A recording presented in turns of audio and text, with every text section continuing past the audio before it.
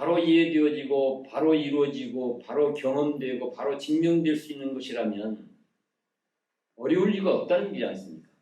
그렇지 않습니까? 삼계교 아담안지 어쩌면 84,000 대장경을 압축하고 압축해서 한마디로 하면 이 탄생의 한마디라고 얘기할 수가 있습니다. 부처님이 아니면 할 수 없는 얘기인 거예요. 중생이 할 수 있는 얘기가 아닌 거예요. 혹시 부처님이 신이라고 하는 얘기 들어보신 게 있습니까? 없죠. 이렇게 표현한 의도가 무엇인가를 우리가 정말 잘 검토하지 아니하면 그야말로 너도 모르고 나도 모르는 불교를 계속 하는 꼴이 되고 만납니다. 부처님은 온 우주에 충만하사 들어보셨죠? 아니 계신 곳 없으시고 우리가 발음문 한글로 발음문 만들 때 이걸 많이 인용합니다. 늘 나타나 있다 이런 얘기입니다. 여러분 눈앞에 다 있다 이런 얘기입니다. 보이십니까? 안 보여요? 그리고 이거 거짓말인가? 평범상식으로는 접근할 수 없다라고 판단이 된다면 그걸 다시 들여다보고 공부할 생각이 들겠습니까? 화엄경에서는 우주 자체를 청정법신 비로자나불이라고 표현하고 있습니다. 불교적으로 말하면 부처님이 깨달은 진리를 인격적으로 표현하면 청정법신 비로자나불이라고 표현이 되는 거죠. 우주의 실상을 부처님은 우주의 실상을 깨달았다 이렇게 얘기를 합니다. 우주의 실상을 알고 보니까 이런 얘기인 거죠. 중중무진연기 화엄경 사상을 그렇게 표현합니다. 중중무진연기 그런 말 들어보셨어요? 그러니까 이 그림은 중중무진 겹겹으로 무궁무진한 관계로 이루어져 있고 그런 관계로 활동하고 있는 우주의 실상을 그림으로 그린 것이다. 그래서 이거는 결과적으로는 내가 그대로 우주고 우주가 그대로 나다 이렇게 얘기가 되는 거예요. 왜? 다 연결되어 있기 때문에. 따로따로면 우주는 우주고 나는 나일 수밖에 없잖아요. 따로따로면. 근데 전부 연결되어 있기 때문에 내가 그대로 우주고 우주가 그대로 나다 이렇게 얘기가 되는 거죠. 더불어 함께 사는 것을 불교적 언어로 바꾸면 어떤 언어로 표현될 수 있을까요? 동체대. 우리 할매가 잘하시네. 그렇습니다. 동체 대비 또는 대자 대비 종교적 언어로 바꾸면 일반적인 언어로는 더불어 함께 사는 길이고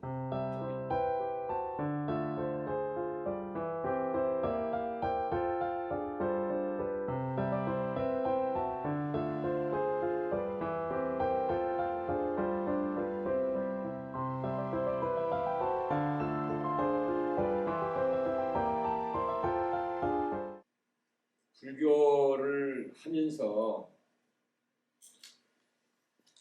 제가 지금 이제 절집에 온 지가 이제 60년 가까이 됐는데 60년 가까이 불교가 늘 해도 쉽지가 않아요. 뭘 한다고 하긴 하는데 뭐 잘 된다는 생각도 안 들고 그런데 이제 이 얘기들을 나눠보면 뭐 저만 그런 게 아니라 아마 승속을 망하고 불교를 하는 분들한테서는 거의 비슷한 이야기를 듣게 됩니다. 그래서 어떻게 불교가 이렇게 많은 사람들로 하여금 나름대로 애써 하고 있는데 이렇게 해도 잘 모르겠고 해도 잘 안 되는 불교라면 이걸 사람들한테 권하기가 참 썩 그렇게 적극적인 마음이 잘 안 날 위험성이 있는 거잖아요. 그래서 저는 오랫동안 저 자신을 위해서 누구를 위해서보다는 저 자신을 위해서 왜냐하면 내가 불교를 해보니까 야 이거 참 좋더라 정말 할만하다 이래야 딱 권하는 게 자신 있게 가능해지는데 그게 잘 안 되니까 그게 늘 과제로 저에게는 과제로 이제 남아 있는 거죠. 그래서 진짜 부처님의 뜻한 불교가 이렇게 복잡하고 어려운 것일까라고 하는 의심을 하게 됐고, 부처님의 뜻한 불교가 정말 무엇인가를 스스로에게 묻기도 하고 또 사람들에게 묻기도 하고 또 책에서도 물어보기도 하고 이러면서 좀 명료하게 할 수 있는 불교를 정리하기 위해서 사실은 저는 뭐 일생 그렇게 살아왔다고 해도 뭐 과언이 아니라고 할 수 있을 것 같습니다. 그런 과정에서 부처님이 하신 말씀이 굉장히 많은데 그 중에서도 제 눈에 번쩍 띄었던 한 내용이 있었습니다. 그 내용은 뭐냐면 나의 가르침은 나의 진리는 함께 대화를 나눌 경우 말을 못 알아듣는 사람은 빼고 말을 알아들을 수 있는 사람이라면 바로 이해할 수 있다. 바로 이루어진다. 바로 경험되고 증명할 수 있게 된다. 이런 내용이 있습니다. 그런 내용. 저는 그 내용이 아주 정말로 눈에 번쩍 띄었어요. 바로 이해되어지고 바로 이루어지고 바로 경험되고 바로 증명될 수 있는 것이라면 어려울 리가 없다는 얘기지 않습니까? 그렇지 않습니까? 그래도 어려울 것 같습니까? 반응이 없네. 바로 이해되고 바로 실현되고 바로 경험되고 바로 증명되는데 어려울 택이 없죠, 당연히. 그 말씀을 요즘 우리 일반 언어로 바꾸면 무슨 말이 될 것 같습니까? 불교는 과학이다 이렇게 얘기하세요. 불교는 과학이다. 그런데 왜 우리가 하는 불교는 이렇게 복잡하고 어려울까? 부처님은 분명하게 그렇게 말씀을 하고 계시는데, 그래서 저는 이제 그 부처님 말씀에 맞추어서 불교를 정리하기 시작했습니다. 제 나름대로. 그 말씀이 적어도 이 말씀에 맞추어서 이해되고 해석되고 설명될 수 있도록 그렇게 이제 불교를 정리를 했는데, 그런 정리를 할 때 아주 기본은 교리 공부보다는 부처님의 삶, 부처님의 생애에서 그런 해답을 찾기 위한 접근을 이제 했었고, 제 나름대로는 그렇게 해서 정리를 했습니다. 정리를 해보니까 그 말씀이 그냥 하는 얘기가 아니고 정말로 부처님 마음이 온전하게 잘 드러난 한마디였다고 하는 걸 제 나름대로 확인하면서 주로 이제 그런 쪽에 맞추어서 얘기를 하고 있습니다. 바로 이해될 수 있도록, 바로 실현될 수 있도록, 바로 경험될 수 있도록, 바로 증명될 수 있도록 이렇게 해석하고 설명하고 그것을 생활에 적용을 하려고 할 경우 과연 어떻게 해야 바로 이해가 될까? 어떻게 해야 바로 실현되고 경험되고 증명되도록 할 수 있을까?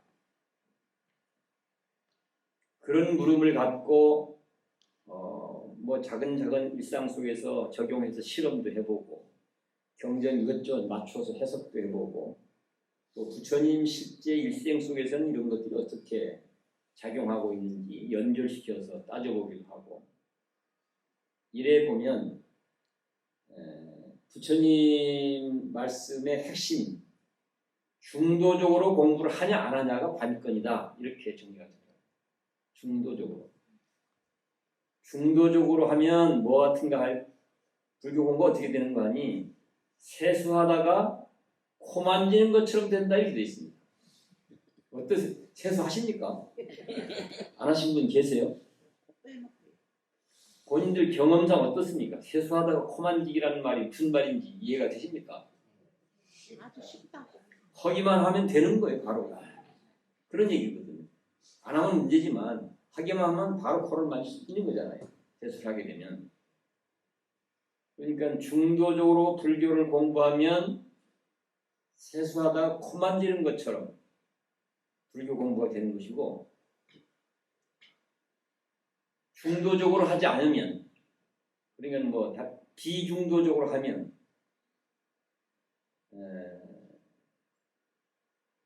그럼 어떻게 되는가? 비중도적으로 하면 기름을 잘 칠해 놓은 둥근 기둥을 맨손으로 타고 올라가는 것처럼 된다. 이렇게 했습니다. 어떻습니까? 둥근 기둥에 기름을 잘 칠했는데 그걸 맨손으로 타고 올라가는 것. 어렵고 또 어려울 수밖에 없다 이런 얘기입니다. 그러니까 중도적으로 불교를 공부하면 세수하다 코 만지는 것처럼 바로바로 하기만 하면 틀림없이 바로바로 된다. 이런 얘기 하고 있고, 비중도적으로 불교를 공부하게 되면 우리 불교용어로 말하면 사마승직업 동안 찾아서 해내게 된다. 이렇게 이제 표현이 되는 거죠. 진짜 불교가 이런 것이라면 정말 해볼만 하잖아요. 또 누구에게나 자신 있게 권할 만하기도 하고.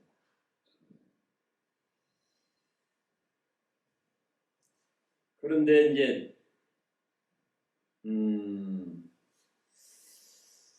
불교가 그런 것인데 왜 이렇게 복잡하고 어렵게 됐을까? 이런 물음을 갖고 이렇게 저렇게 이제 천착을 해보면 부처님 당시에도 부처님으로부터 직접 법문 쓰는 사람들도 사실은 굉장히 많이 헷갈렸었어요. 제가 보니까 경전 내용들을 봐보면 부처님한테 말씀을 직접 들었다고 해서 다 부처님 말씀을 잘 이해하고 이런 게 아니고, 직접 들은 분들 중에서도 잘 이해해서 잘 가신 분들이 있는가 하면 전혀 엉뚱하게 이해하고 해석한 분들이 이런 게 막 혼란스럽게 얽혀 있어요. 이런 것들. 그러다 보니까 세월이 흐르면서 그런 흐름들이 이제 굳어져 버린 거죠. 우리도 거기에 영향을 받고 있는 거죠. 이런. 여기 지금 뭐 그림이 나타나 있죠? 네. 나는 안 보이네. 주지씨 어디 갔어? 이거 하나 출력시켜줘. 그래 얘기할 뭐 일단 뭐 그 준비될 때까지 한번. 우리가 잘 알고 있는 내용 중에서 제일 아마 해마다 부처님 오신 날이 되면 강조하는 게 있잖아요. 그게 뭐예요? 부처님 탄생계죠. 기억하십니까? 뭐죠?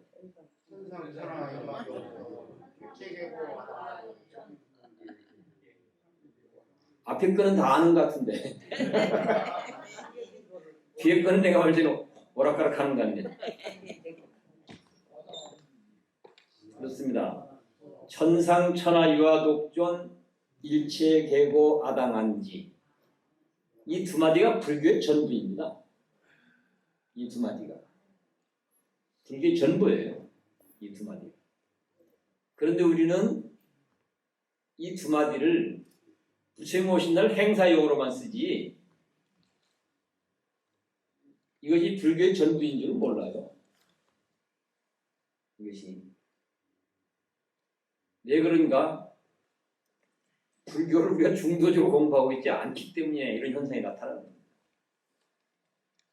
그 이유를 따지고 보면 이게 태어나자마자 부처님이 하셨다는 말씀이거든요. 이게 태어나자마자 이 말씀을 했다는 게 도대체 뭘 말하고 있는 것일까? 여러분들은 어떤 생각이 드십니까? 부처님이 태어나자마자 동서남북으로 일곱 걸음을 걷고 한 손은 하늘을 향하고 한 손은 땅을 향해서 땅을 가르치면서 천상천하 유아독존 삼계계고 아당한지 이렇게 외쳤다고 하는데 이런 말씀을 들을 때 그렇구나 대단하네 이런 생각이 드십니까? 아니면 어떤 생각이 드십니까? 인간적으로 이게 가능한 일입니까? 어떻습니까? 안 가능해요. 태어나면서 어떻게 그랬을까 이렇게 묻게 돼요. 이게 참 이런 얘기로 사실은 해봐야 되거든요.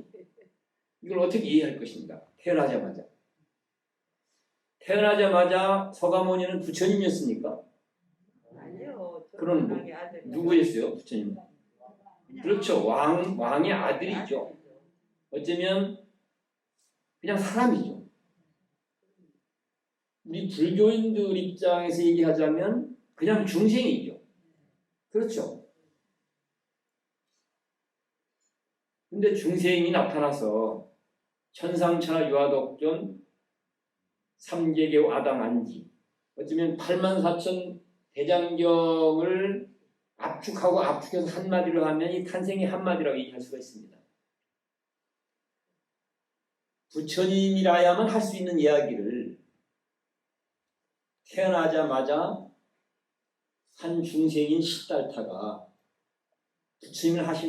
부처님이라야만 할 수 있는 이야기를 했다고 하는 건 이게 도대체 뭔 말일까요? 이게? 우리 신도 회장님이 우리 화엄불교대학 일기생이라고 아까 이제 소개를 하시던데 혹시 신도 회장님 이게 무슨 사연입니까?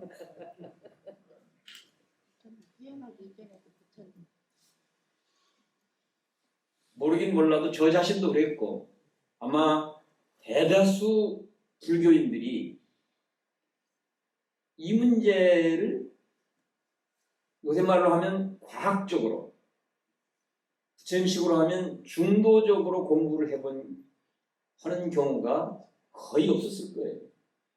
거의. 그냥 행사용으로 왔었지. 행사용으로.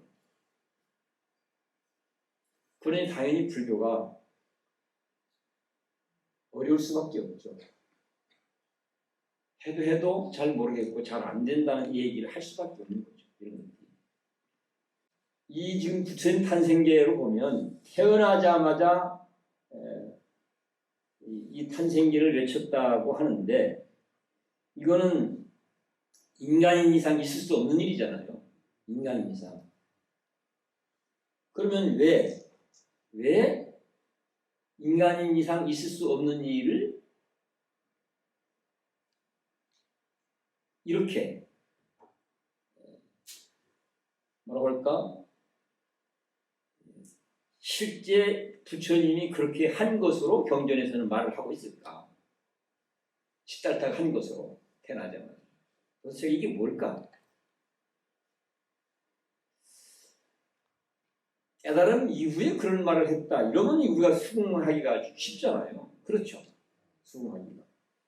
근데 왜 그렇게 얘기를 하지 않고 경전상에서 태어나자마자 이렇게 얘기를 했다고 할까? 해석이 안 됩니다. 설명할 길이 없어요. 인간으로서는 그럴 수 없는 일인 것이죠. 그럼 부처님은 신인가? 혹시 부처님이 신이라고 하는 얘기 들어보신 적 있습니까? 없죠. 분명 사람이라고 얘기한다. 사람인데 있을 수 없는 일이 벌어지고 있다. 이걸 우리가 어떻게 이해하고 받아들여야 할 것입니까? 따져서 보면 부처님 말씀 한 말씀을 정말로 여러 가지를 종합하면서 이렇게 표현한 의도가 무엇인가를 우리가 정말 잘 검토하지 아니하면 그야말로 너도 모르고 나도 모르는 불교를 계속 하는 꼴이 되고 만다. 이 그림은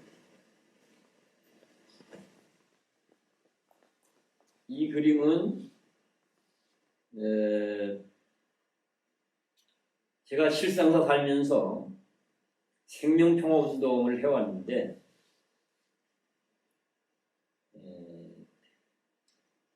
여러 종교인들과 시민사회분들이 함께 만나서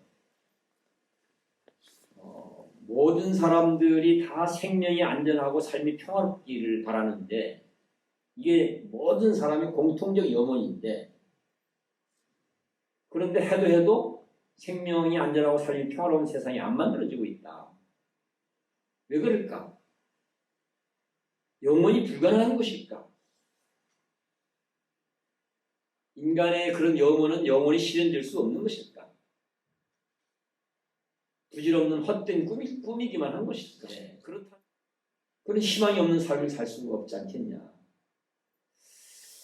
그런 고민들 같이 나누면서 적어도 20세기까지는 불가피하게 우리가 뭘 잘 모르고 잘 못해서 그랬다 치더라도 21세기 미래는 우리가 살아야 될 또는 우리 아이들이 살아야 될 21세기 미래는 우리의 염원이 실현될 수 있도록 돼야 되지 않겠냐. 또 어른들이 해야 될 몫이 있다면 그런 역할을 해서 아이들에게 적어도 아이들에게는 희망을 가질 수 있도록 해주는 게 어른의 몫이지 않겠냐.